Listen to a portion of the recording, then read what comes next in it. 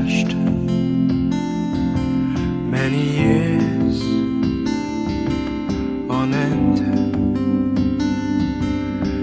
There was none that my soul could depend. My soul cries out for your presence in here. This very hour, for your presence in here. In His name I find, in His name I find, in His name I find the peace I seek. In His name I find, in His name I find, in His name I find the joy I seek.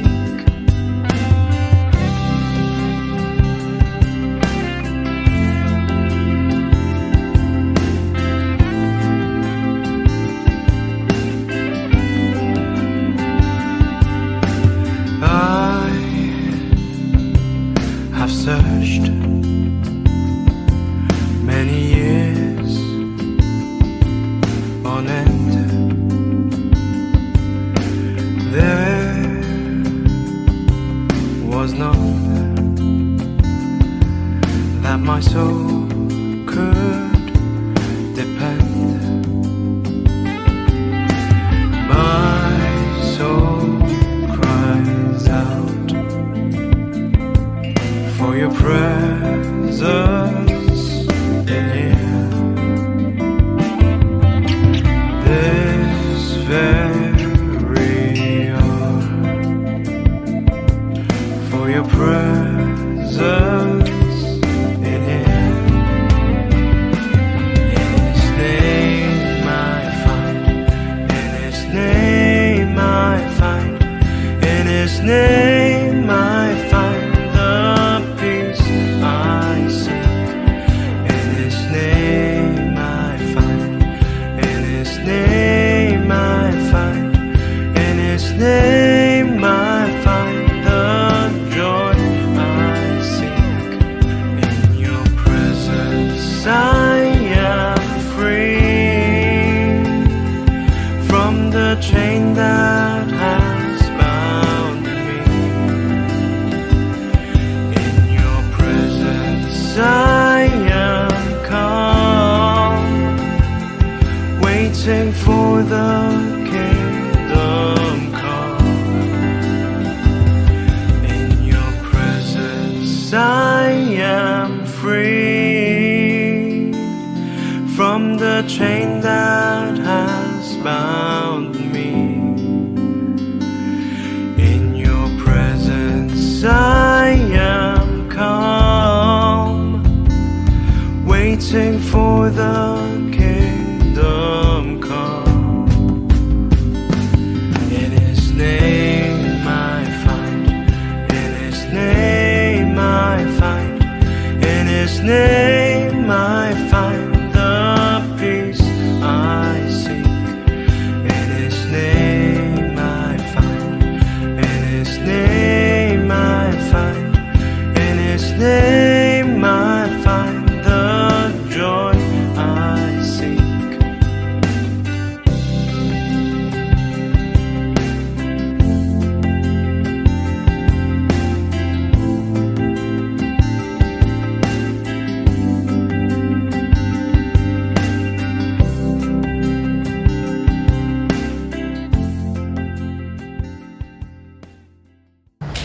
Good morning po sa bawat isa. Magandang umaga po. Tayo po'y tumayo at tayo magpuri sa ating Panginoon na Diyos na buhay at hindi nagbabago. Thank you, Lord God. Lord, we thank you for this day.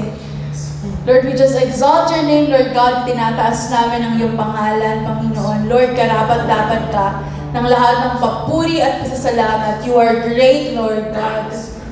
Walang makapapantay sa iyo at walang makahihigit sa iyo, aming Panginoon.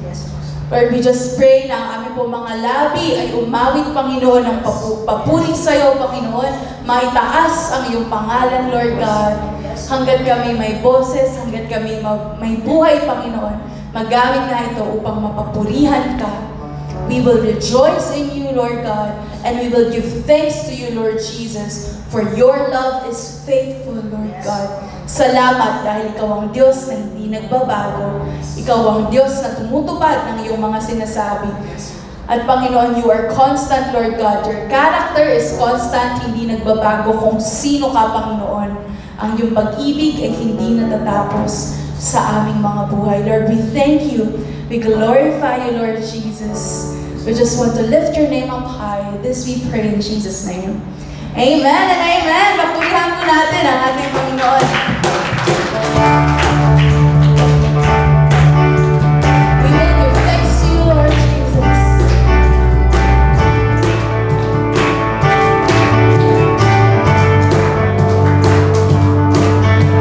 Give thanks to you, Lord, our God and King. His love endures forever. He is good, He is above all things. His love endures forever. Sing praise.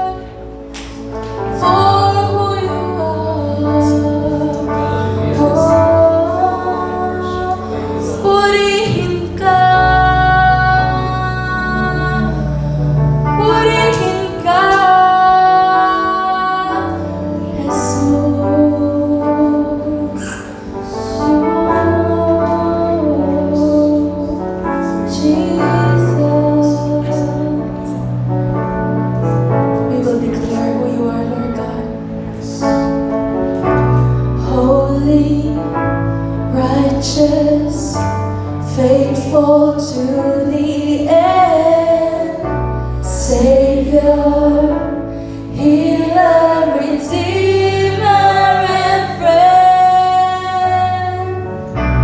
holy, righteous, faithful to the end, Savior, Healer, Redeemer, and friend, holy, righteous, faithful to the end, Savior, Healer, Redeemer, and friend. This is who you are, Lord God. Salamat, Panginoon, that we can put our confidence in you, Lord Jesus. Lord, this is our prayer, that you will be the center of our lives, Lord God. Because everything is through you and for you, Lord Jesus. Para sa iyo po, Panginoon, ang lahat na mayroon kami at kung sino kami, Lord God. Worship you in this place, Lord Jesus. Thank you, Lord God.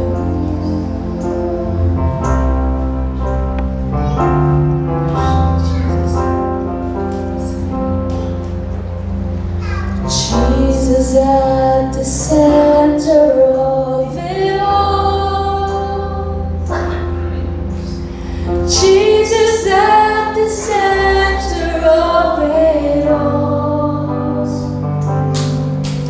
From beginning to the end, it will always be, it's always been you, Jesus.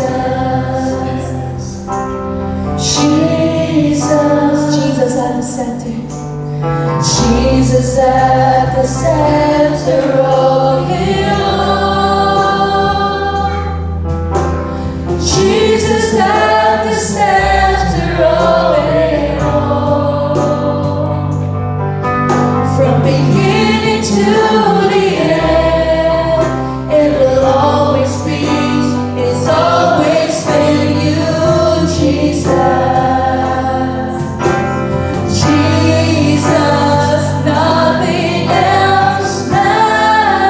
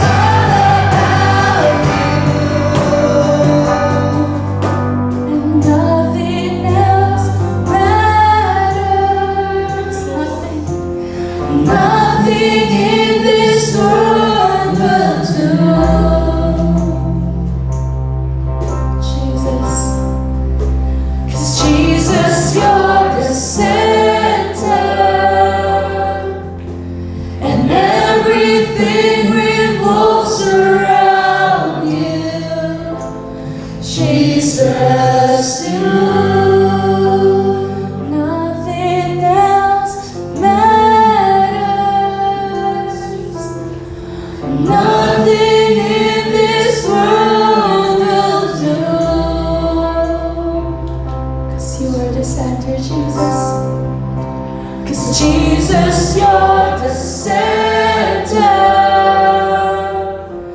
and everything revolves around you. Jesus, you. Yes, Lord God. This morning, let's declare that our God is good. Our God is good. Ano man ang ating pinagdadaanan, let's declare that ang Diyos natin ay mabuti, palaging mabuti sa ating mga buhay. At dahil siya ay mabuti, meron tayong bagong identity. And let's declare these words over our lives. Thank you, Lord God. Let's declare these words sa ating pag-aaral. Because God is good and we are blessed. I am blessed. I am called. I am healed. I am whole. I am saved in Jesus' name. Highly favored, anointed, filled with your power for the glory of Jesus' name. Let's sing. I am blessed, I am called, I am healed, I am whole, I am saved in Jesus' name. Highly favored, anointed, filled with your power for the glory of Jesus' name. Sing, I am blessed, I am blessed, I am called, I am healed, I am whole, I am saved in Jesus' name. Highly favored, anointed, filled with your power for the glory of Jesus' name. Let's sing, God. And God, you're so good. And God, you're so good. You're so good, Lord. God, you're so good. You're so good to me. Let's sing it with our hearts. God, you're so good. God, you're so good. God, you're so good. You're so good to me. God, you're so good. You're so good. You're so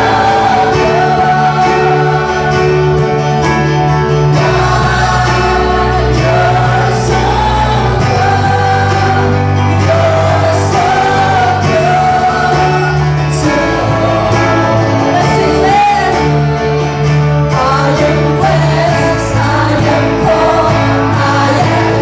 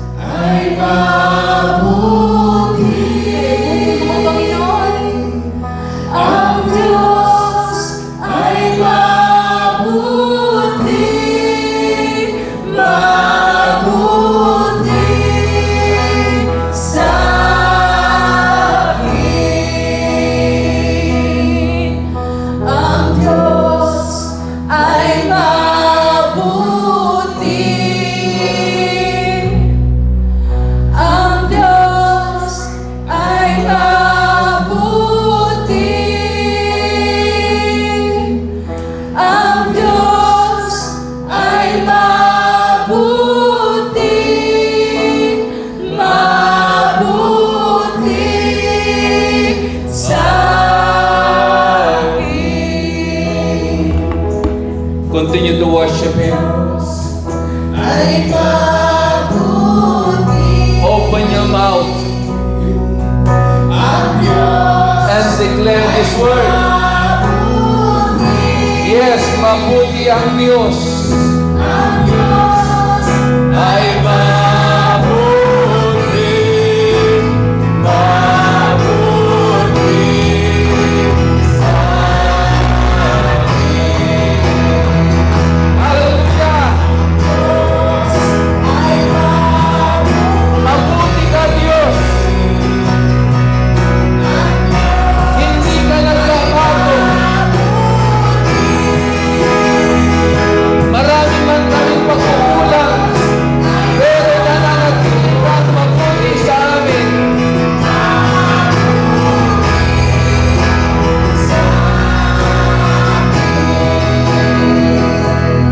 Hallelujah.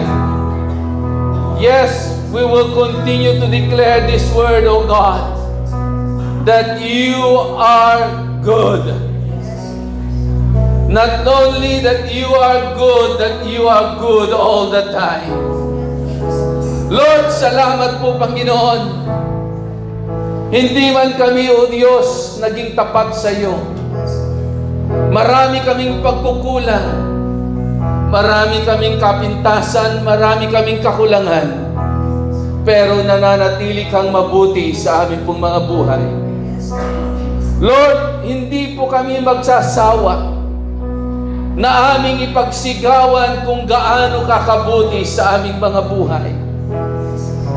Lord, yung sakit na aming naramdaman, O Diyos, pinagaling mo. Lord, napakabuti mo nga sa aming pong mga buhay. Lord, hindi kami magsasawang sabihin na mabuti ka dahil nung kami ay nagkulang, Lord, ipinrovide mo ang aming pangangailangan. Nung kami nakaranas ng kalungkutan, binigyan mo kami ng kapayapaan at ikaw ang umaliw sa bawat isa po sa amin. Panginoon, nung kami ay nandoon sa isang kalalagayan na takot, pero ikaw ang Diyos na nagbigay sa amin ng lakas at tapang. Lord, salamat po. Tunay nga na napakabuti mo sa amin po mga buhay. Nung dati kami ay naliligaw, pero dinala mo kami, O Diyos, sa isang maayos na pamumuhay. Kinatagpo mo kami. Hindi mo hinayaan, Panginoon, na mapariwara ang aming pong buhay. Kaya, Panginoon, salamat. Salamat sa iyong kabutihan. At salamat sa iyong katapatan sa aming pong mga buhay. Aming Diyos na makapangyarihan sa lahat. Sa umagang ito po, Panginoon, dalangin po namin na kayo ang patuloy na maranasan namin, O Diyos, sa lugar na ito. Ang salita mo, Panginoon, na makapangyarihan ang siyang patuloy naming tanggapin at mapakinggan upang kami, O Diyos, ay patuloy na tumatag at tumibay at maging matatag ang aming pong pananampalataya. At sa oras ding ito po, Panginoon, dalangin po namin na muli, O Diyos, bigyan mo kami ng isang puso na bukas na handang tanggapin ang bawat salita mo na mahahayak. At anuman, Panginoon, ang balaki ng kaaway upang i-distract ang aming pong pagtitipong ito, ay aming sinisira at winawasak sa pangalan ni Jesus. Maging ang kawalang interes sa iyong mga salita, ay aming sinisira at winawasak sa pangalan ni Jesus. At sa oras na ito po, Panginoon, ay malaya po naming inanyayahan ang pagkilos at paggalaw ng iyong banal na Espiritu sa aming pong kalagitnaan. Kaya, Ama, minsan pa, O Diyos, sa pangalan ng iyong anak na si Jesus, sa iyo po namin ipinagkakatiwala ang lahat ng bagay. Ito po ang aming dalangin sa pangalan ng iyong anak na si Jesus.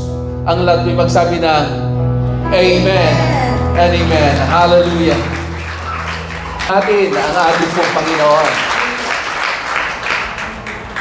Sige po, yung mga nasa likod ay pwede pong pumunta dito po sa harapan. Hallelujah. Sabihin mo nga sa iyong katabi, kapatid, ako'y masaya, nakatabi kita ngayon. Amen? Lagi ko pong sinasabi po sa inyo, walang pinakamainam na lugar na dapat nating puntahan kundi sa templo ng Diyos. Na kung saan doon nananahan ang presensya ng ating pong Panginoon. At alam naman po natin, no, maliwanag ang sinasabi po ng banal na kasulatan na sa presensya ng Diyos tayo makakaranas ng kapayapaan. Na sa presensya ng Diyos tayo makakaranas ng katagumpayan, ng kagalingan.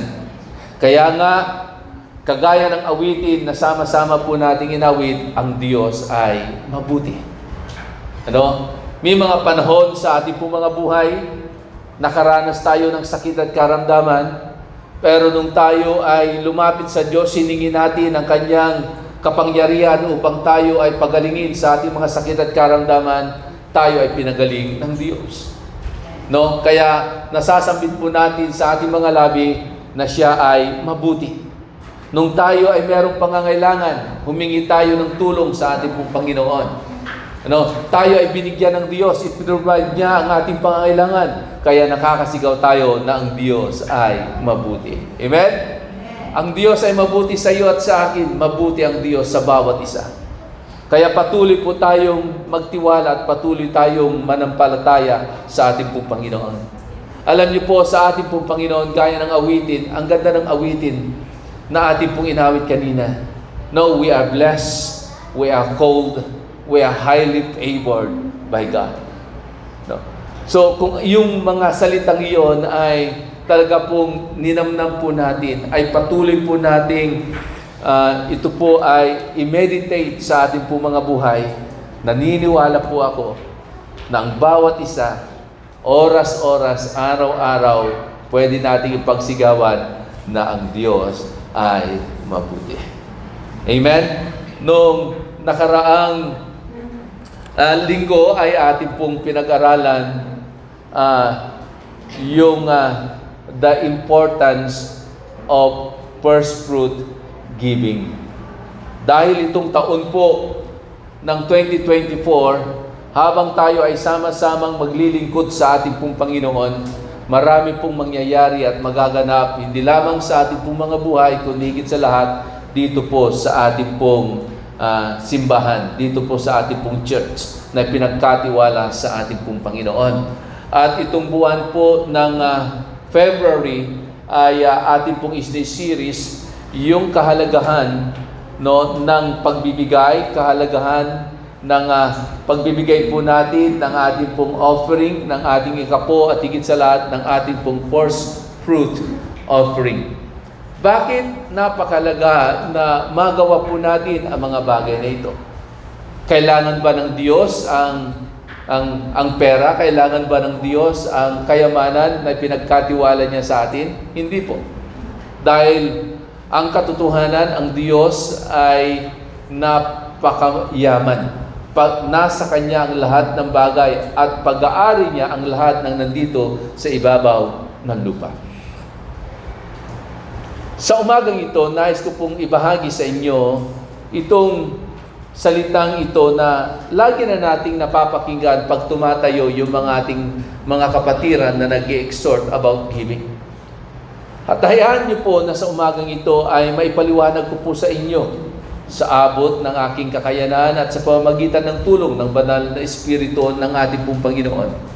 Upang sa gayon ay hindi po tayo mahirapan na gawin ang bagay na ito at pag ito ay ginawa po natin at naging lifestyle po natin, makikita po natin kung paano tayo i-bless ng Diyos at kung paano i-restore ng Diyos yung kasaganaan sa ating pong mga buhay na simula't simula pa ay plinano na ng ating pong Panginoon. Amen?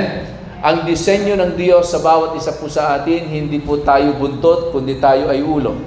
Ang disenyo ng Diyos sa bawat isa po sa atin, sabi po ng banal na kasulatan, hindi tayo ang mangungutang, kundi tayo ang magpapautang. At tandaan po natin, maliwanag, lagi ko pong sinasabi sa inyo, no, John chapter 10 verse 10, na ang Diyos ay naparito upang tayo ay bigyan ng buhay. Hindi lamang basta buhay, kundi isang buhay na kaaya-aya at buhay na ganap. So, kung kaaya-aya ang buhay na meron tayo, ibig sabihin sa lahat ng aspeto ng ating pong buhay, tayo ay nananagana at tayo po ay namumuhay na punong-puno ng kasaganaan. So, pag-usapan po natin ang salitang tithe o tinatawag na tithing o ikapo. Why we need to tithe? Why we need to give our tithing? Why we need to give our tithes in the Lord? Bakit kailangan nating magbigay ng ating pong ikapo? No? Alam niyo po, pag pinag-uusapan ng ikapo dahil hindi po tayo sanay, at kadalasan ito po'y bago sa ating pong mga pandinig, at kadalasan ito po ay iniiwasan na ituro ng mga lingkod ng Diyos dahil ayaw nila na maiba ang tingin ng mga miyembro sa kanilang pastor, na ang kanilang pastor ay nagmumukhang pera. Pero ang katotohanan, kapatid, ang bawat ibinibigay po natin sa gawain ng Diyos ay ito'y ginagamit para patuloy na may palaganap ang salita ng ating pong Panginoon. Bakit ba kailangan natin magbigay ng ating ikapo? Ito po yung kadalasan na katanungan po ng marami pong mga tao. Di ba sapat na tayo ay nagbibigay na ng ating handog o ng ating offering? Minsan maraming mga tao at maraming mananampalataya, bakit pa ako magbibigay ng aking ikapo? Faithful naman ako sa pagbibigay ko ng aking offering o ng aking handog. Tandaan po natin, ang ikapo at offering o handog ay magkaiba.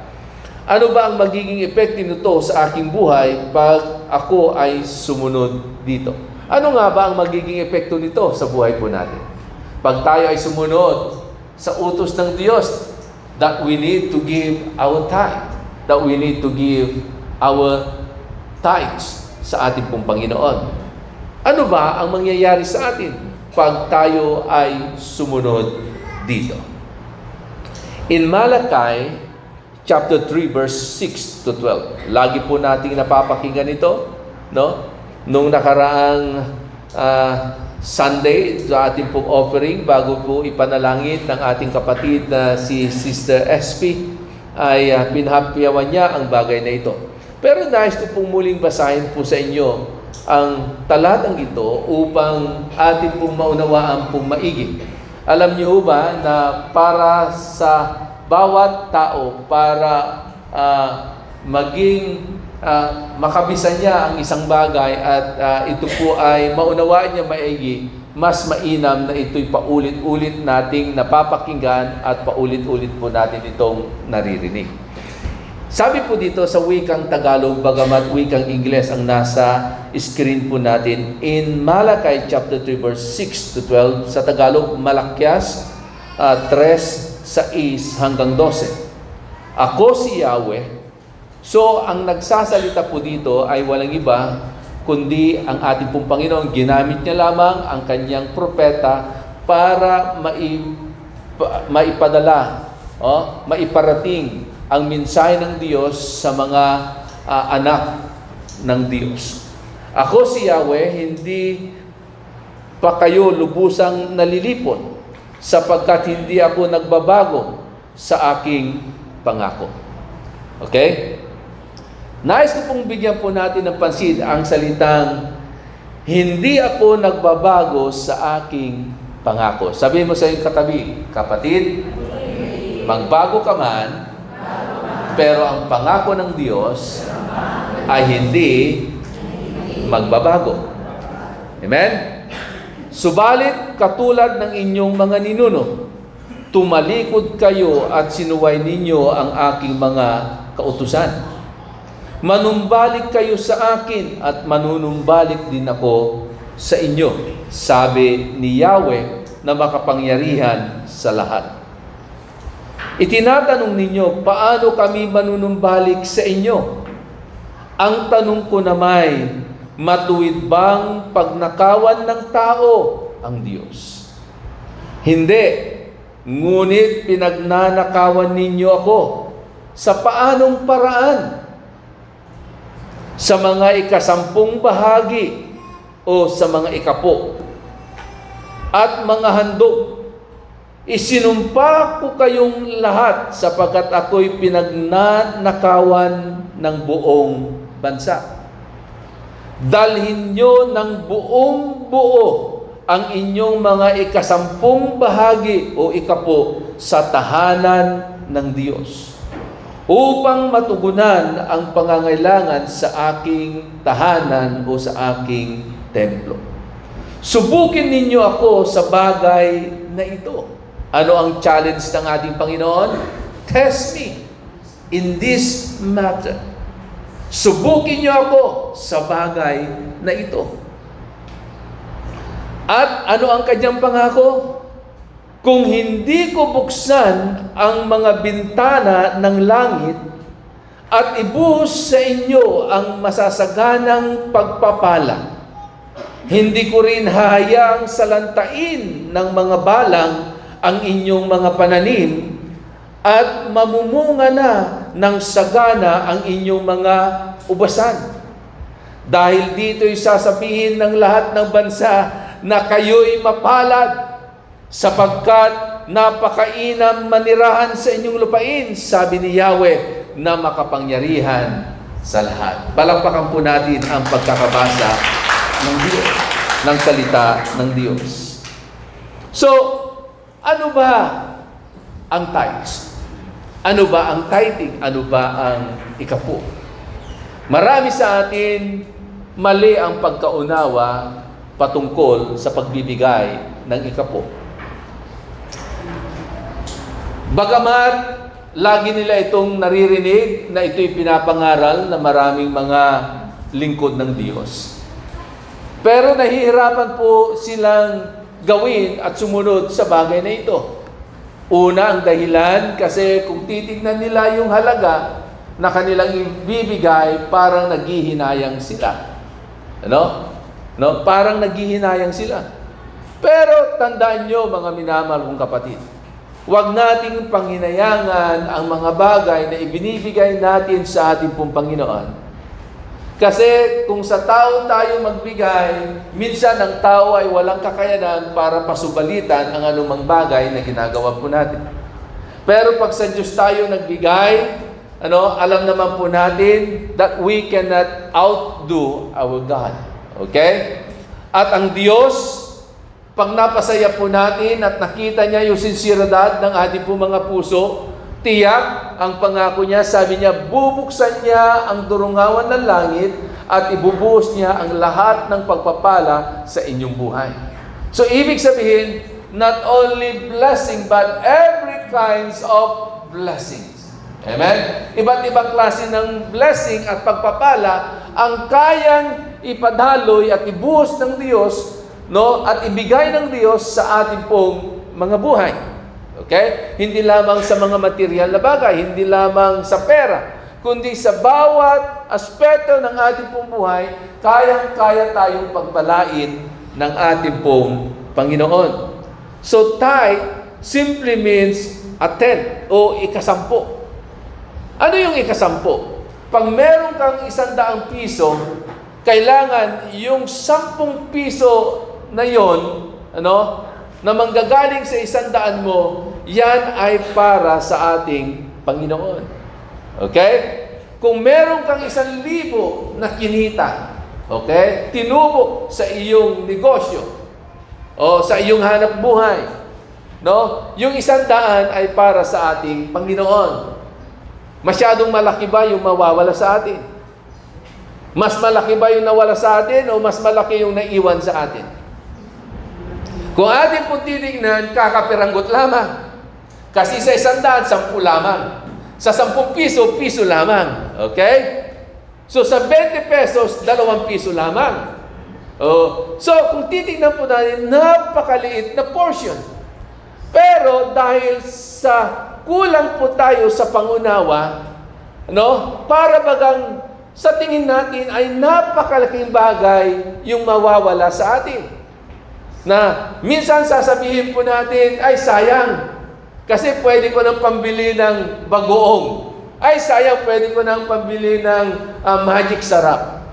Pero alam nyo kapatid, mas mainam pa at mas masarap pa kesa sa magic sarap ang kayang gawin ng Diyos pag tayo ay naging totoo sa ating pong pagbibigay ng ating ikapo at ng ating handog sa Kanya.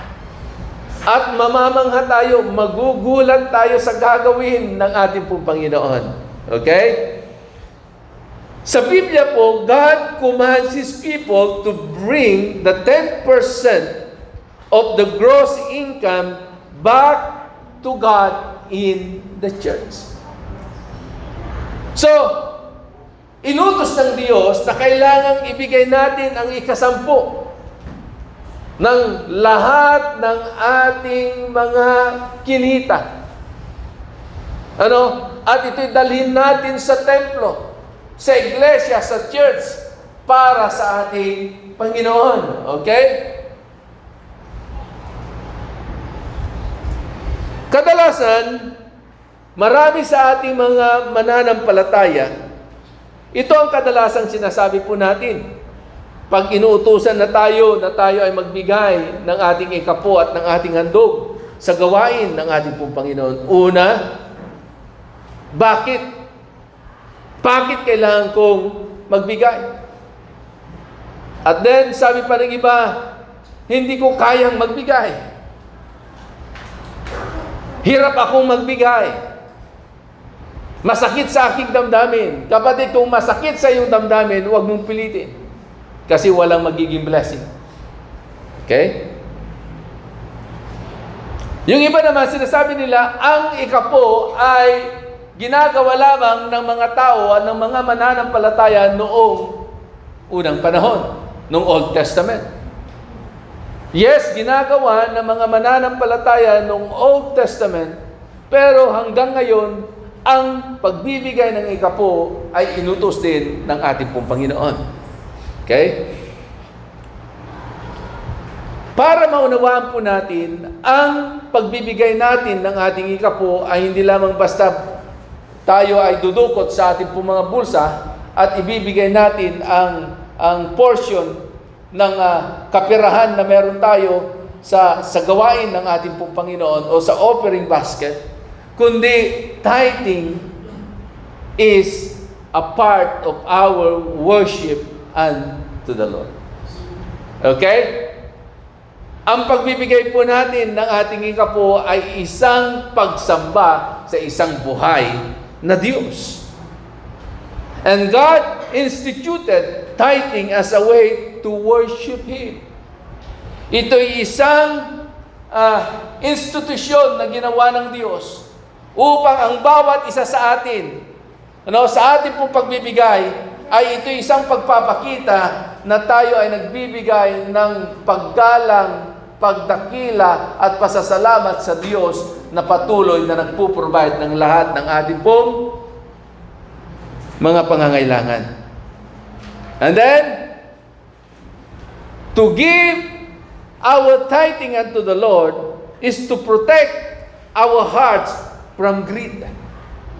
Para maproteksyonan ang bawat isa po sa atin na tayo ay huwag maging sakim o gahaman. Ang pera ay kailangan po natin.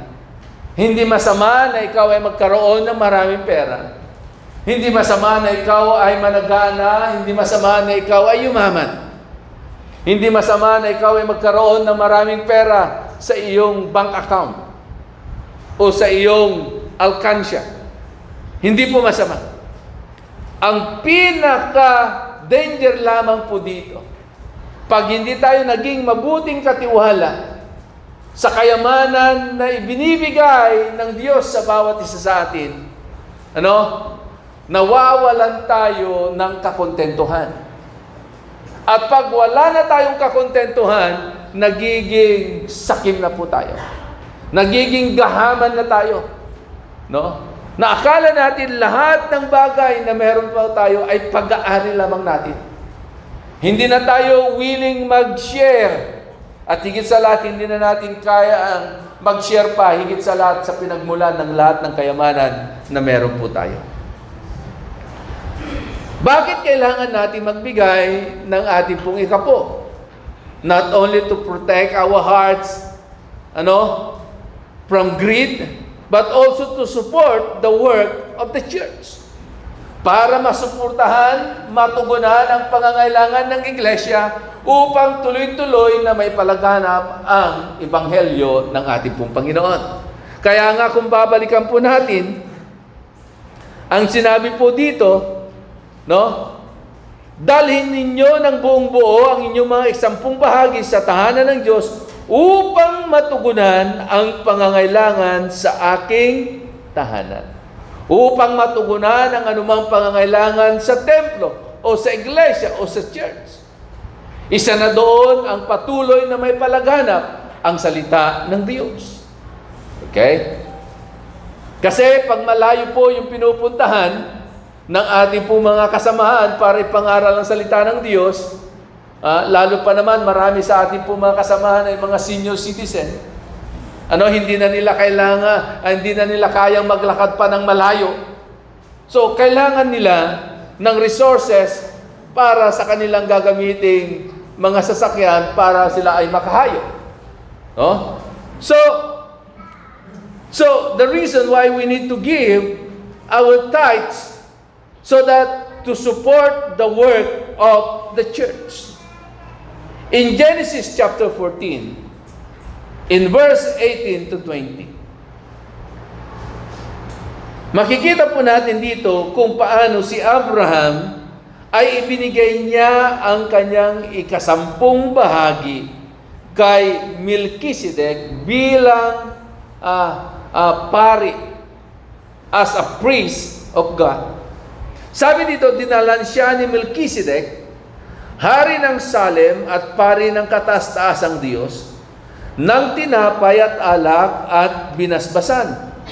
Pagpapalaing kanawa, Abraham ng kataas-taasang Diyos, na lumikha ng langit at lupa. Purihin ang kataas-taasang Diyos na nagbigay sa iyo ng tagumpay. At sa sumunod na talata, ito ang ginawa ni Abraham. At ibinigay ni Abraham kay Melchizedek ang 10 bahagi. Ano raw ang ibinigay ni Abraham o ni Abraham? Ang 10 bahagi ng lahat ng kanyang nasamsam mula sa labanan. So, si Abraham na una ay pinagpala ng Diyos. Blines ng pari ng kataas-taasang Diyos. Pero ano ang kanya naging response? Hindi niya sinarili ang anumang blessing na meron po siya. Hindi niya sinarili ang anumang mga bagay na kanyang nasamsam mula sa pakikipagdigma at pakikipaglaban sa mga kaaway. Bagkos yung 10 bahagi ng lahat ng kanyang nasamsam na mga bagay ay ibinigay niya sa pari ng kataas-taasang Diyos. Okay? So, even Abraham, he gave his 10 o 10 bahagi sa ating pong Panginoon. Maging si Moses po ay nakatanggap ng instruction mula sa ating pong Panginoon na kailangan nilang magbigay ng kanilang ikapo. In Leviticus chapter 27 verse 30. Sabi ganoon ng salita ng Diyos, 1/10 of the produce of the land, whether grain from the fields or fruits from the trees, belongs to the Lord and must be set apart to Him as holy. Noong unang panahon kasi, ang number 1 na source o hanap buhay ng mga tao ay ang pagtatanim. Pagtatanim ng trigo, pagtatanim ng punong kahoy na namumunga, pagtatanim ng ubas. At ang utos ng Diyos kay Moses, para ang utos na ito ay ibigay ni Moses sa lahat ng mga tao na kanyang nasasakupan, ay ibigay nila ang 10 bahagi ng lahat ng kanilang produce o ani. Ano? Whether ito po ay sa trigo, grain from the fields, or fruits from the trees, o bunga ng mga punong kahoy, belongs to the Lord and must be set apart to Him as holy. So, ibig sabihin, yung itinatabi pala natin na 10 bahagi ng kayamanan, ng kita, ng ating mga inani, ng ating mga pananim, o anuman yan, na tinabi mo, na ibibigay mo sa Diyos, it considered to be holy. Okay? Ito'y holy. Sagrado. Kung ito'y holy at sagrado, huwag nating pakialaman. Amen? Huwag nating pakialaman dahil ito'y para sa ating pong Panginoon. Yung pag-aari nga ng ibang tao, natatakot tayong pakialaman. Yung pa kaya na ito'y nakalaan para sa Diyos. Sabi nyo, set apart the 10th offering from the produce of your fields and from the fruits of your trees. Dahil ang mga bagay na ito raw ay holy.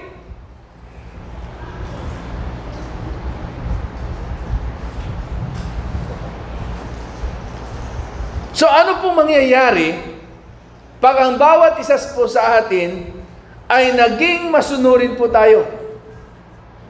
Na tayo ay tumugon sa utos ng Diyos that we need to give our tithes unto Him. Number 1 na pwedeng mangyari sa atin as we obey God and commit into tithing.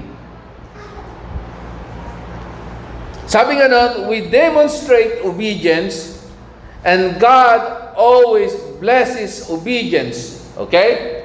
Sabi nga nun, dahil sa tayo ay patuloy na susunod, tutugon sa anumang ipinapagawa ng Diyos o inuutos ng Diyos sa bawat isa po sa atin, ang Diyos ay hindi tumitigil na kanyang pagpapalain ang sino mang sumusunod. Ang sino mang nagiging masunurin sa atas utos ng ating pong Panginoon ay laging makakaranas ng pagpapala mula sa Kanya. Sabihin mo sa iyong katabi, kapatid, pag ikaw ay naging masunurin, ikaw ay pagpapalain. Amen? Alam niyo po, meron pa ngang sinabi ang ating pong Panginoong Hesus. Ang sino mang nagiging masunurin sa salita ng Diyos at ito'y kanyang pinakikinggan at isinasagawa at isinasapamuhay, siya ay tinuturing na matalino. Okay? Siya ay tinuturing na matalino. Kaya sabihin mo sa iyong katabi, kapatid, matalino ka. Kasi sumusunod ka sa salita ng Diyos. So, tandaan po natin, God wants our obedience more than our words. Okay? Ano raw ang gusto ng Diyos? Ano ang hinihintay ng Diyos sa bawat isa sa atin? Yung ating obedience. Hindi yung ating mga sinasabi. Kasi marami mga tao, puro salita, kulang sa gawa. So, God wants our obedience more than our words. Jesus said, if we love Him, we need to obey His commands. Mahal ba natin ang Diyos? Ha? Sigurado kayo, mahal natin ang ating Panginoon. Kung mahal natin ang ating Panginoon, matuto po tayong maging masunurin sa Kanyang mga salita. In John chapter 14, verse 15, sabi ganon, if you love me, obey my commands. Isa daw sa magiging tawag doon, pamantayan upang tunay na malaman na mahal mo ang ating Panginoon if we obey His commands. Pag tayo ay sumusunod sa kanyang mga utos o sa kanyang mga atas. No? At ito pa ang maganda. And God promises to reward our obedience. Naniniwala ba kayo that God will reward our obedience if we follow His commands, especially in these terms of tithing? Ano? Dito po sa pagbibigay ng ating pong ikapo. Balikan po natin yung ating pong teksto. Sabi ganon, ulitin ko po ang sabi po ng salita ng Diyos. In Malakias chapter 3, sabi, dalhin ninyo ng buong buo ang inyong mga ikasampung bahagi sa tahanan ng Diyos upang matugunan ang pangangailangan sa aking tahanan. So isa sa dahilan kung bakit kailangan natin magbigay ng ating ikapo upang matugunan ang pangangailangan ng tahanan ng Diyos at ng gawain ng ating Panginoon. And then, sumunod na talata, sabi nga, subukin ninyo ako sa bagay na ito. No? Subukin ninyo ako sa bagay na ito kung hindi ko buksan ang mga bintana ng langit. Hindi lamang isang bintana. Kaya nga minsan magugulat ka, ano? Biglang may lumapit sa'yo, blines ka. Tapos biglang hindi nagtagal, may dumating, blines ka ulit. No? Dito, nagbukas ng pintuan, naranasan mo ang pagbuhos ng pagpapala, biglang pumunta ka dito, biglang nagbukas ang pintuan, naranasan mo ulit ang blessing ng Panginoon. Sabi dito, hindi lamang isang pintuan o isang bintana ang bubuksan ng Diyos, kundi bubuksan niya ang mga bintana ng langit. Okay? At ibuhos sa inyo ang masasaganang pagpapala. Hindi lamang basta pagpapala, kundi masasaganang pagpapala. Okay? Pag blines ka, let's say blines ka ng hayop, hindi payat na hayop. Hindi pilay na hayop. Hindi hayop na merong sakit, kundi isang malusog at malakas na hayop. Ibig sabihin, ganoon magpala ang ating Panginoon para mapapawaw ka. Amen? At hindi lang mapapawaw ka at mapapaawit ka pa, nasasabi mo, God is so good. Amen? God is so good. So, ganun po ang gagawin ng ating pong Panginoon. Hindi ko rin hahayang salantain ng mga balang ang inyong mga pananim at mamumunga ng sagana ang inyong mga ubasan. So kung meron kang bukid, meron kang mga tanim, ano man yan, prutas man yan, palay man yan, gulay man yan, mais man yan, mararanasan mo ang proteksyon ng Diyos.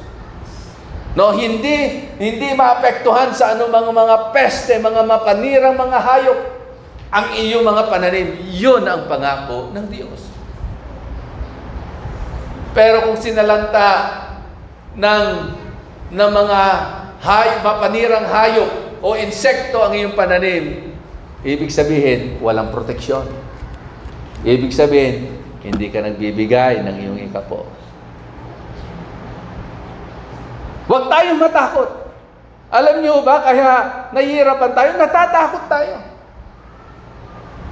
Sabi nga ng Biblia, subukin niyo ako. Subukin natin.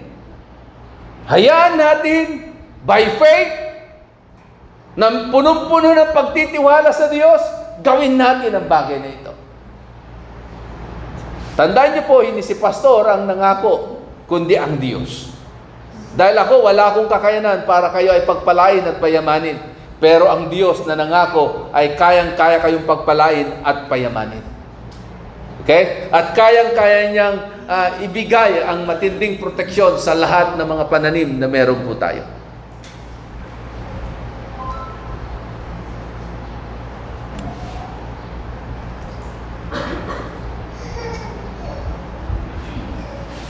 In Luke chapter 16, verse 10, sabi po dito, if you are faithful of little things, you will be faithful in large ones. But if you are dishonest in little things, you won't be honest with greater responsibilities. Ito po ay dito nasusukat yung pagiging mabuting katiwala po natin. Kung gaano po tayo ka-faithful sa anumang bagay na pinagkatiwala sa atin ng Diyos. Ganito po yon, pinagkatiwalaan ka ng 10. At sabi po ng Biblia, yung ika-10 bahagi ng 10 piso mo ay ibigay mo sa Diyos. Tapos iniisip mo, sayang yung piso. Pambili ko na yon ng candy. Okay? Pag ganoon po yung mindset po natin, hindi tayo mabuting katiwala. Okay? Pero, yung 1,000 mo, ay kailangan mong itabi ang 100.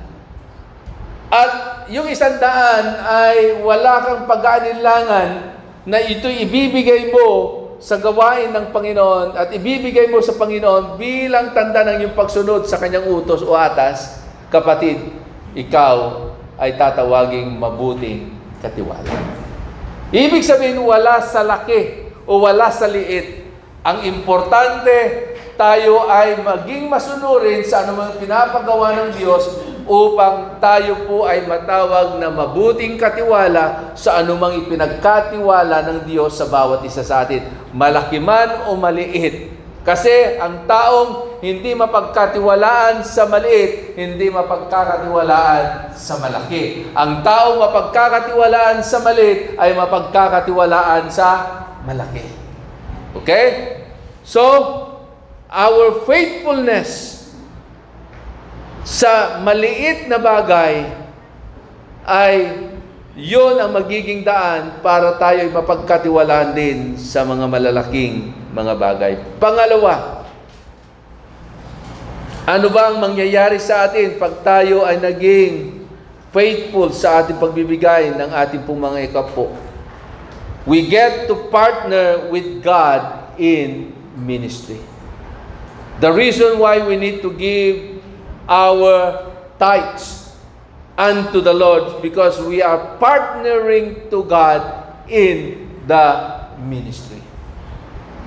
Nakikipartner tayo sa Diyos. Para lahat ng ating pong mga ibinibigay ay merong magamit sa gawain ng ating pong Panginoon. Ang katotohanan, God does not need our money. Ang katotohanan, He owns everything and can do everything. Sabi mo sa iyong katabi, kapatid, hindi kailangan ng Diyos ang pera mo. Pag-aari niya ang lahat ng bagay. At kayang-kaya niyang gawin ang lahat ng bagay.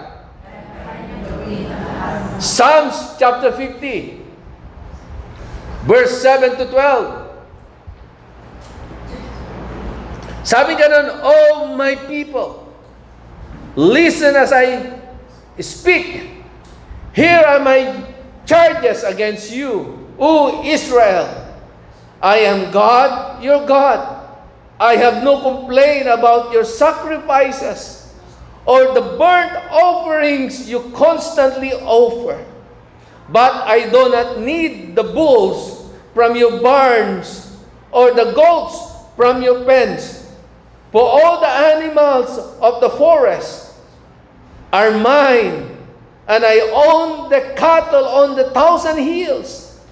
I know every bird on the mountains, and all the animals of the fields are mine, says the Lord.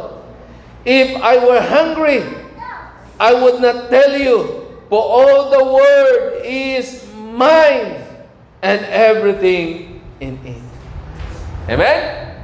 So lahat daw ng bagay ay pag-aari ng Diyos. Kayang-kaya niyang gawin ang lahat ng bagay. Yung pangangailangan mo ay kayang-kayang ibigay ng Diyos. Kaya huwag nating pagdamutan ang ating Panginoon. Dahil ang katotohanan, hindi siya ang nangangailangan, tayo ang nangangailangan. At ang susi para matugunan, isa sa mga susi para matugunan ang ating pong pangangailangan ay yung tayo ay maging totoo at maging faithful sa ating pong pagbibigay ng ating ikapo. Amen?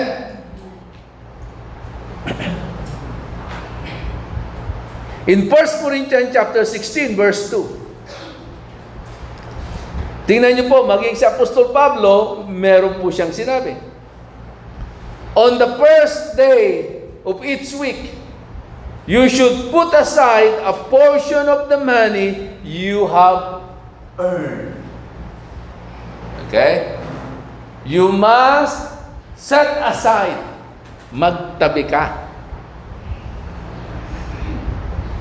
Huwag yung pag meron kang natanggap at merong ibinigay si Mister, ibinigay niya yung sweldo niya, hindi yung nasa isip mo ka, SM ako sa linggo. SM.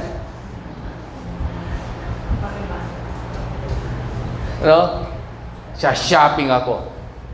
Bibiling ko yung damit na gusto ko. Bago mo gawin ang bagay na yon, kapatid, bago ka mag-isip pumunta sa SM, bago ka mag-isip na ikaw ay kakain sa masarap na restaurant o sa mamahaling restaurant, bago mong bubilhin yung gustong-gusto mong damit o sapatos, magtabi ka muna para sa Diyos. Para pagdating ng linggo, okay, hindi ka nahihiya na wala kang ihuhulog sa offering box o sa offering basket. Bakit? Kasi alam nyo, si Haring David, sabi niya, hindi siya pumupunta sa templo ng Diyos na walang ibibigay sa ating Panginoon. Kaya sabi ng Apostol Pablo, on the first day of each week, you should put aside a portion of the money you have earned.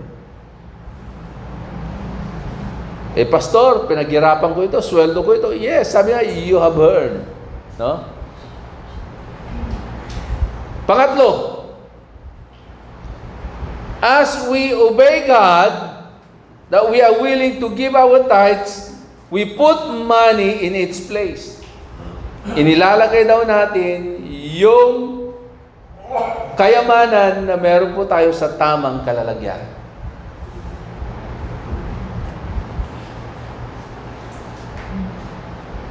At ito ay isang reminder sa bawat isa sa atin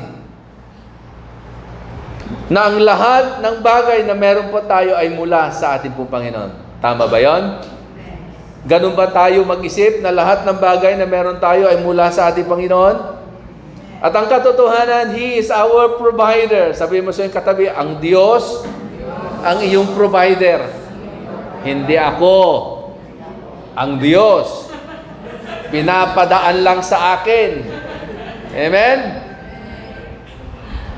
Not only He is our provider, He is also our protector. Kaya tignan niyo po, pag prinubide ng Diyos ang ating mga pangangailangan at nagiging mabuting katiwala tayo, mararanasan natin ang proteksyon ng Diyos sa lahat ng aspeto ng ating pong mga buhay. Okay? Hebrews chapter 13, verse 5. Ano sabi po diyan?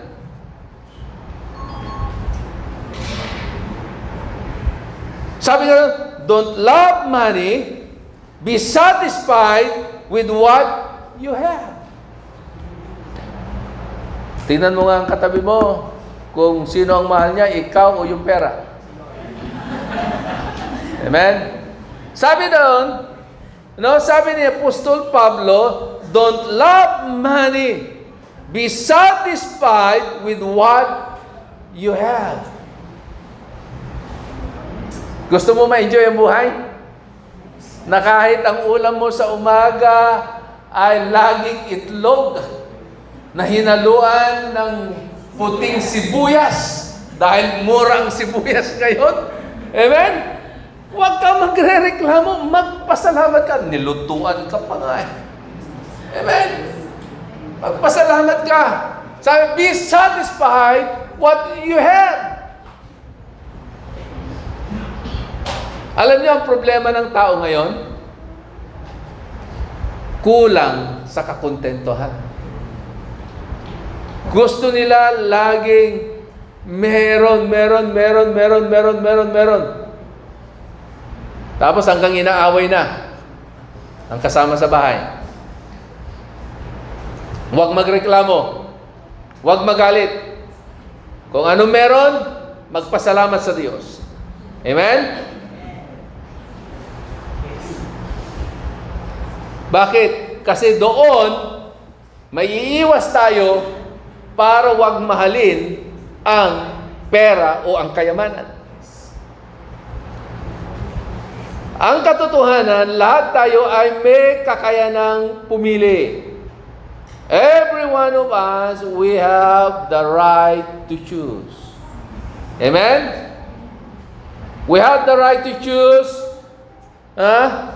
that we need to put our hope not in money, but in God. Pero yung iba, baliktad. They put their hope in money. Sa kayamanan, sa pera nila, inilalagak ang kanilang pagtitiwala. Alam nyo kapatid, mababaw yan. Walang kasiguraduhan yan. If we put our hope in money. Because we need to put our hope in God. Na siyang pinagmumulan ng lahat ng bagay. Amen? In Matthew chapter 6 verse 26.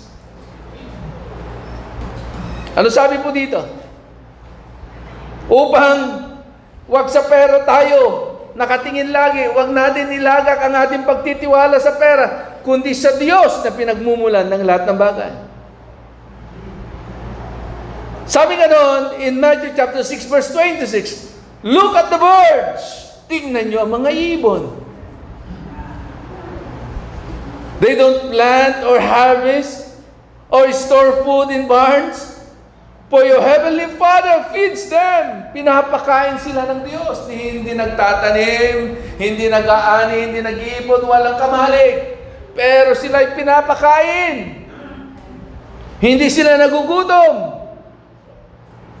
Sabi niya, but your heavenly Father feeds them. Sino raw nagpapakain sa kanila? Sino ang nagpo-provide ng kanilang kakainin na uot pag sila ay dumapo sa mga sanga ng mga punong kahoy? Sino ang nagpo-provide ng kanilang kinakain ng mga bunga ng punong kahoy pag sila ay nandoon sa mga sanga? Ang Diyos. And then sabi na, aren't you far more valuable than Him than they are? Sabi nga nun, kayo higit na mas mahalaga kesa sa mga ibon. Sabihin mo sa iyong katabi, hindi ka ibon. Amen? Ikaw ay anak ng Diyos. Nilalang ayon sa wangis ng ating Panginoon. Kaya huwag kang mag-alala. Ilagak mo ang iyong pagtitiwala sa Diyos. Amen? Kung yung mga ibon hindi ginugutom ng Diyos, hindi pinapabayaan ng Diyos, no? Ikaw pa kaya? Na ikaw ay higit na mas mahalaga kaysa sa mga ibon? Praise God! Salamat at hindi ako ibon. Salamat at hindi tayo ibon! Pwede mo ngayong awitin, God is so good because I'm not a bird. Amen?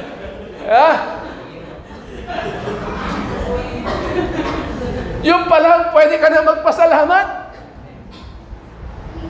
Dahil tayo ay higit na mas mahalaga, tayo nilalang ng Diyos ayon sa Kanyang wangis. Sabi nga, hindi lamang tayo nilalang ayon sa Kanyang wangis, we are the sons and daughters of God. Amen! Na lahat ng pag-aari ng Amang nasa langit ay pag-aari natin.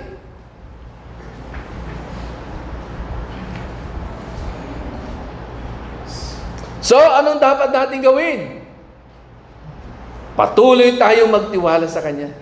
We need to put our hope unto Him. We need to trust Him always because our security is in Him and in Him alone. Amen? Yung security po natin wala sa security bank. Ang security natin ay nandun sa Diyos at sa Diyos lamang. Wala nang iba. Pang-apat at panghuli. If we are willing to give our tithes, ito ang mangyayari po sa atin. We are transformed. Tayo ay mababago. Tayo ay maiaayos. Bakit? Kasi merong gagawing pagbabago ang Diyos sa puso ng bawat isa. In Matthew chapter 6 verse 21, Jesus said, "Where your treasure is, there your heart will be also." Hallelujah. Kung nasaan daw ang iyong kayamanan, nandun din ang iyong puso.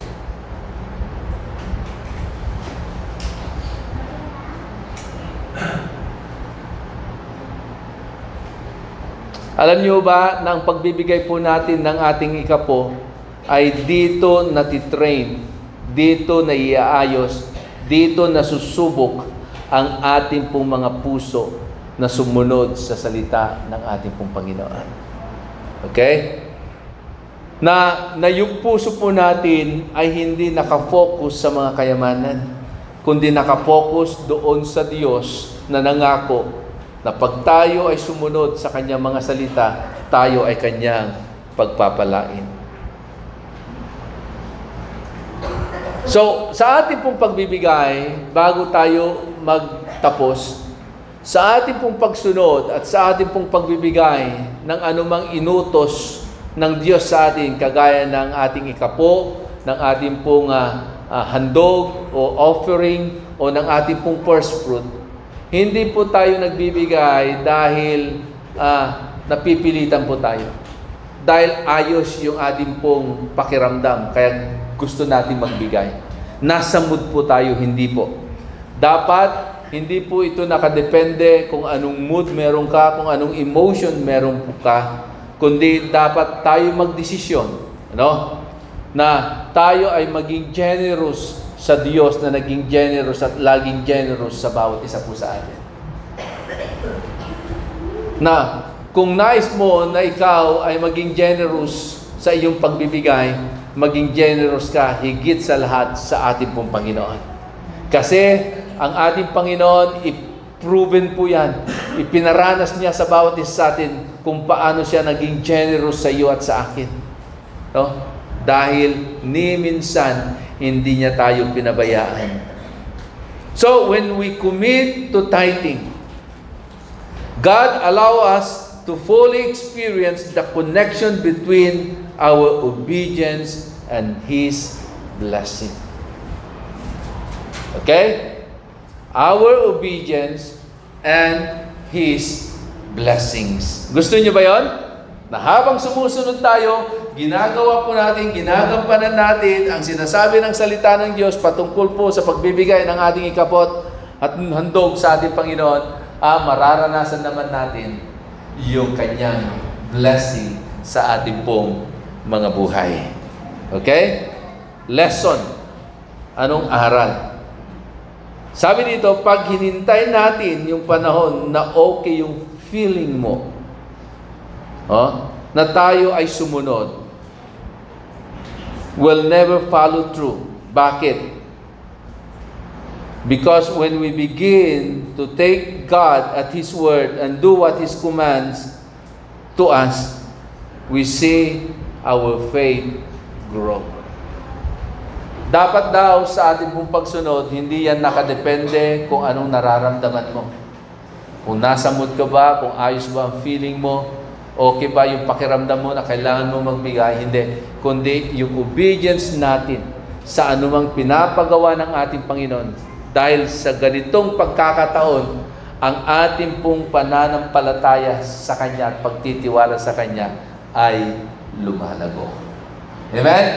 Lumalago ang ating pong pagtitiwala at pananampalataya sa Kanya.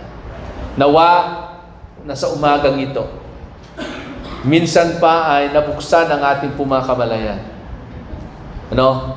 Sinishare ko po ang bagay na ito because it's now the right time to each and every one of us na maranasan po natin ang pagpapala ng Diyos sa buhay po natin. Na tayo'y makalaya na sa kahirapan, na tayo'y makalaya na sa kakulangan, na tayo'y makalaya na sa pagkakabaon sa utang. Hindi ko po sinishare ito para lamang sa inyo, kundi para din sa akin. Upang sa ganon, lahat po tayo ay maranasan ang kaganapan at katuparan ng pangako ng Diyos sa ating pong mga buhay. Mga kapatid, huwag tayong matakot. Huwag tayong matakot na gawin at sumunod sa pinapagawa ng Diyos sa ating pong buhay. Dahil hindi takot ang nais ng Diyos sa bawat isa sa atin, kundi tayo ay lubusang magtiwala at manampalataya sa Kanyang mga salita. Amen? First Sunday of the month of March, doon natin kokolektahin yung ating pong first fruit offering sa ating pong Panginoon. Doon tayo magbibigay ng ating pong ikapo na talagang yung pagbibigay po natin dahil ito'y pagsunod kung anong sinasabi ng ating pong Panginoon. Pati yung ating pong pagbibigay ng ating pong handog o offering sa Diyos. Magbibigay po tayo dahil nauunawaan natin ang sinasabi ng salita ng Diyos. Dahil alam natin, pag tayo sumunod, walang ibang makikinabang kundi ikaw, kundi tayo. Amen?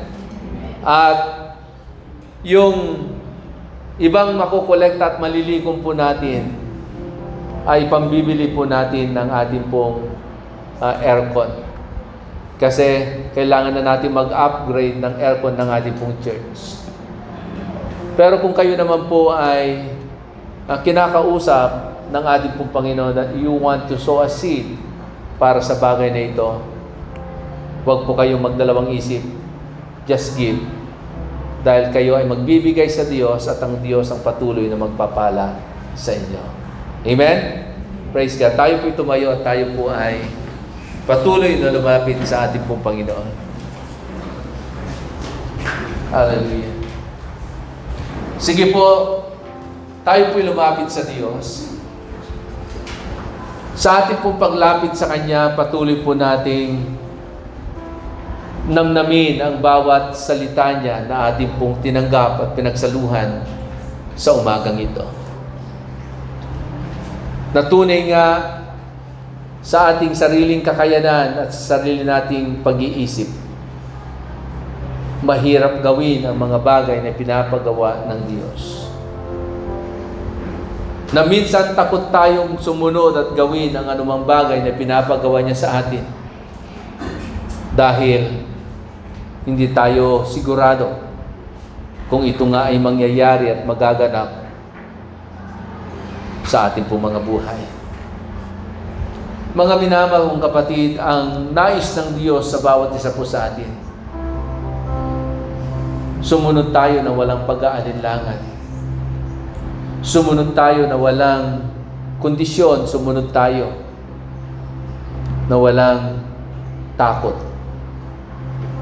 Dahil ang sabi niya, subukin niyo ako. Kung hindi ko bubuksan ang pintuan ng kalangitan at ibuhos ko ang anumang pagpapala sa inyong buhay. Masaganang pagpapala. Aming Diyos na makapangyarihan sa lahat. Salamat po, Panginoon, na sa pamamagitan ng iyong salita muli nabuksan ang aming mga kamalayan. Kami, Panginoon, tunay nga inaamin po namin, hindi kami lubos na nakakasunod sa bagay na ito. Pero dahil patuloy na ito ay nire-remind mo sa bawat isa po sa amin sa pamamagitan ng iyong mga salita, Panginoon, nagkakaroon kami ng pagnanasa na magawa at masunod ang mga bagay na ito. Lord, huwag mong hayaan, O Diyos, na ang magiging dahilan kung bakit hindi kami makasunod dahil kami ay takot. Na ang magiging dahilan, O Diyos, ay dahil hindi kami sigurado kung ito ba, Panginoon, ay gagawin mo sa aming pong mga buhay. Panginoon, patawarin mo kami, O Diyos, kung hindi namin kayang lubusang mailagak ang aming pagtitiwala at pananampalataya sa iyo. Ayusin mo ang kami, Panginoon. Ayusin mo ang aming mga puso. Natunay nga, Panginoon, kung ang sentro ng aming puso sa tuwing kami, O Diyos, ay nakakatanggap ng mga financial blessing sa aming pong mga buhay, ang una naming naiisip ay yung para sa amin, para sa aming sarili, at para sa aming pamilya, at para sa aming kinabukasan. Ama, mula sa araw na ito, gaya ng sinabi ng iyong salita, that every time we receive a blessing, every time we receive, Father God, a salary, o anumang mga bagay na ito'y bunga ng aming pong mga hanap buhay at ng aming pong mga pananim, Panginoon, teach us to set apart a portion for you, Father God. Na kami ay magtabi, Panginoon, ng para sa iyo, para sa iyong gawain, upang patuloy na may palaganap ang iyong ebanghelyo. Ama, salamat po, Panginoon, dahil kami naniniwala hindi pa huli ang lahat. Kaya naituro ang pangangaral na ito ngayong araw na ito dahil nais mo, Panginoon, na may iayos kami. Dahil nais mo po, Panginoon, na kami ay makaranas ng abundant life. Makaranas, Panginoon, ng isang buhay na pinagpala mo. Isang buhay, Panginoon, na hindi na po magkukulang. Ama, salamat po, Diyos. Kaya Ama, minsan pa, Panginoon, narito ang iyong mga anak, kilala mo ang bawat isa. Alam mo ang laman ng kanilang isipan at ng kanilang puso. Father God, sa pangalan ng iyong anak na si Jesus, hayaan mo ng salita mo ang patuloy namin panghawakan. Hayaan mo ng salita mo ang patuloy na magtulak sa amin, na magawa namin ang mga bagay na ito, O Diyos. Hindi dahil napipilitan kami, hindi dahil okay ang mood namin, hindi dahil okay ang feelings namin, ang pakiramdam namin, kundi, O Diyos, ginagawa namin at gagawin namin ang mga bagay ito dahil ito ang sinasabi ng iyong salita. Ama, pagpalain mo ang bawat isa, Panginoon. Ano man ang kanilang pangangailangan, minsan pa, O Diyos, we pray and we declare, Father God, Lord, open heaven sa iyong mga anak at maranasan nila yung pagpapala sa kanilang mga buhay. Lord, dalayan din po namin, O Diyos, na pagpalain mo ang negosyo na meron ng iyong mga anak. Lord, tindahan man yan, trabaho man yan, Panginoon, bukid man yan, anumang klaseng hanap buhay. Lord, I pray, Father God, na pagpalain mo, proteksyonan mo, Panginoon, sa anumang gawa, Panginoon, ng devourer, O God, in the name of Jesus. Salamat po, Panginoon. Ama, dalayan po namin, O Diyos, bukas na kalangitan sa iyong mga anak, upang patuloy nilang maranasan ang pagbuhos ng iyong biyaya at ng iyong pagpapala sa kanilang pong mga buhay. Lord, dalangin ko rin, Panginoon, sa oras na ito, na lahat ng nasa tanikala ng pagkakabaon sa utang, in the name of Jesus, aming sinisira at winawasak ang mga tanikalang ito, Diyos, at higit sa lahat, Panginoon, kami naniniwala na kami makakalaya. At Lord, kami palalayain mo, Father God, dahil ang nais mo na kami ay mamuhay na punong-puno ng kapayapaan at kagalakan. Ama, salamat po, Diyos. Lord, sa oras ng ito, Father God, amin pong itinataas sa iyo ang lahat ng aming mga kapatiran na merong sakit at karamdaman, nasaan man sila, Panginoon. Lord, dalangin namin, O Diyos, na mula ulo hanggang talampakan, igawad mo po, Panginoon, ang kagalingan sa anumang sakit at karamdaman na meron po sila sa kanilang mga physical na pangatawan. In Jesus' name, Lord, I speak healing, O God, in their physical bodies. Sa oras ding ito po, Panginoon, sa bawat miyembro ng aming pong pamilya, Panginoon, na merong sakit at karamdaman, in Jesus' name, Lord, we pray and we declare healing, O God, in their physical bodies. Salamat po, Panginoon. Kaya, Ama, minsan pa, O Diyos, sa oras na ito, kami ay lubos na nagtitiwala at nananampalataya. Panginoon, ng bawat isa ay iyong pagpapalain at pinagpala na Panginoon. Kaya, Ama, sa iyo po namin ibinibigay ang lahat ng papuri, lahat ng pasasalamat, lahat ng pagdakila sa tanging pangalan lamang ng iyong anak na si Jesus. Ang lahat ay magsabi ng Amen and Amen. Hallelujah. Praise God. Thank you, Lord.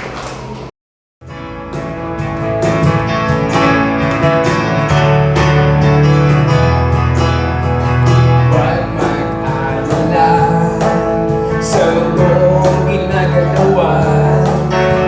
Ang buhay mo ngayon may katiyakan. Huwag mag-alilangan, tumawag sa Kanya. Siya ang kasimulan, magpagkailangan. Tayo po ito kayo! Saya ng buhay kapag kasama ka. May ganda-ganda ng buhay kapag kapiling ka. Ikaw ang buhay ko, hindi nagbabago. Wala katulad mo, oh Jesus. Tayo magdiwang at magsaya kay Lord. Ikaw ang kailangan sa buhay ko ito. Walang pangangamba, walang pangangamba. Sino ang pag-asa? Ikaw ang pag-asa. Sa'yo lang natagpuan. Tunay na kagalaran. Hindi mapapayagan kahit ng kahit ano pa man. Kay saya ng buhay kapag kasama ka. Kay ganda-ganda ng buhay kapag kapiling ka. Ikaw ang buhay ko, hindi nagbabago. Wala katulad mo, oh Jesus. Ngayon, let's declare na masaya ang buhay kapag kasama sa Lord. And maganda to